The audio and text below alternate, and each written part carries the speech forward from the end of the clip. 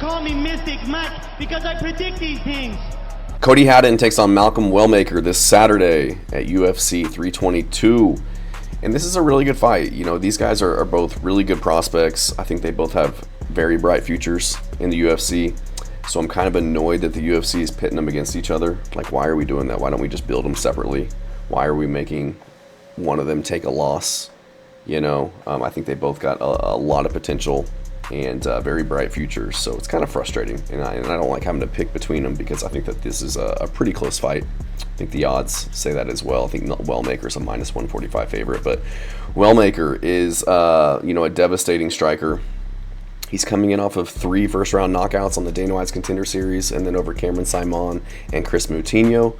So very impressive performances, very dangerous on the feet, fast hands, really good counter hooks, left and the right hook. And just shown an ability to put guys' lights out. A lot of finishes on the regional scene as well. Gone to 2 decisions, but undefeated, 10-0. 1 loss on his record back in his amateur days 6 years ago by armbar. But other than that, been perfect.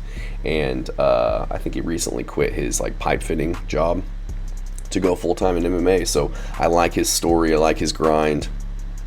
And looking forward to see what he can do in the UFC. He's taken this fight against Cody Haddon on short notice. He was originally supposed to fight Sergey Sidi. I would have picked Wellmaker to get that one done, to get the finish over Sergey Sidi, but Cody Haddon is no slouch.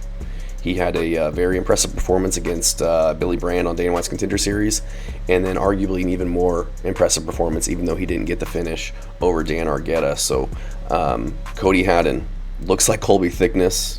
You know, 2 guys out of Australia, kind of funny, but Cody Haddon trains with Killen Salkild.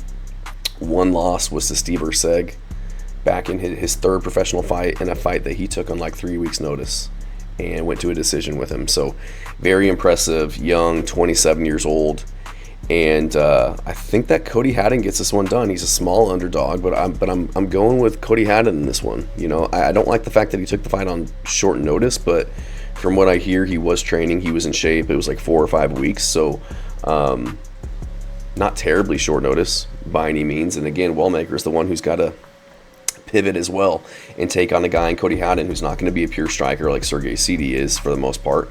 Cody Haddon's very high level, been training for a long time. He's very well rounded. And coming off of that impressive performance against Dan Argueta, who's had some good fights, good experience, good wrestler, fought some decent guys.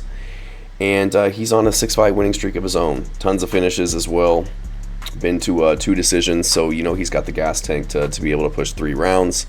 And I think that Haddon's going to get in his face early, be the one putting Wellmaker on the back foot, which might work in Wellmaker's favor. He likes to kind of pull guys in and land those hook counters. But both these guys have really good counters actually. But I like Haddon's boxing defense. I think he'll be able to deal with the hooks coming his way from Wellmaker. I like his footwork.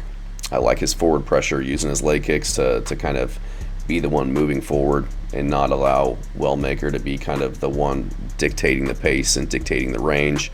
And I think that Cody Haddon will beat him with his pressure. Trust his defense, trust his boxing, and I think that he'll use his wrestling in this one. He's a jiu-jitsu black belt. He's got 2 rear naked chokes on the regional scene. He's got a ground and pound TKO. And he just had a really good performance against Dan Argueta, where he landed 51% of his total strikes. He landed almost 150 strikes over 3 rounds. He defended 20 of 24 takedowns from Dan Argueta, got 2 of his own. And I just think he's a dog. I think he's got more ways to win. He doesn't have that one-punch knockout, devastating power that Wellmaker has. But he does have power. He put out his guy, or he put down Billy Brand on the Dana White's Contender Series with a nasty left hook moving forward, then got the rear naked choke finish. He's got really good technical boxing, fluid combinations, extends his combinations, whereas Wellmaker, I feel like he's just kind of looking for that perfect shot. I think that Cody Haddon's going to be in his chest, ripping to the body, throwing boxing combinations, solid defense, not really leaving any openings. I don't think that he's really going to be lunging in on Wellmaker and leaving an opening to get caught by a hook. And I think that he's going to have Wellmaker on the back foot, just kind of hesitant for fear of the takedown. We haven't really seen Wellmaker's game. I don't think that he's game on the ground. I don't think he's much of a wrestler.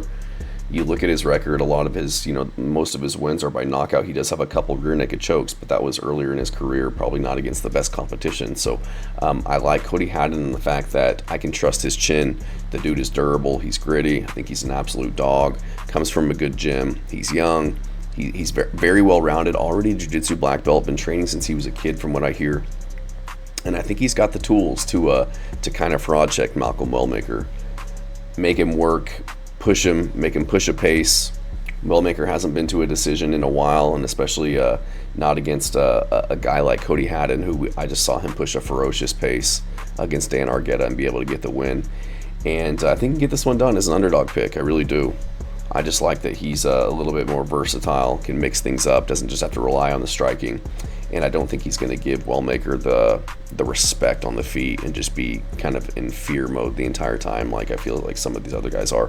And again, Wellmaker beat Chris Moutinho, who's not bad, but he's there to be hit. You know, Chris Moutinho is known for his toughness. He's not known for his elite boxing skills and ability to hit and not get hit and win fights that way. And Cameron Simon as well, you know, just coming off of getting beat up by Peyton Talbot, took this fight. I think he has all the tools to have a bright career in the UFC, and I think that he's just going to be a little bit too much for Malcolm Wellmaker in terms of his ability to push a pace, grind on him, not take the big hooks. Cody Haddon is a 3-time junior national boxing champion out of Australia. I like his chances here. I think that he'll be able to make Wellmaker fight at a heavy pace, to kind of take the sting off of his punches, make him think about the wrestling takedowns, just kind of grind on him, and you know, get him into the later rounds where he doesn't have that real one-hitter quitter type of power, and just really wear on him. You know, get him to the ground, make him work there, and I think he can get a finish. I think that he can get respect on the feet, eventually get Wellmaker to the ground, take his back, and get the choke. So I'm going to go Cody Haddon as the small underdog to get this done over Wellmaker by submission. Thanks.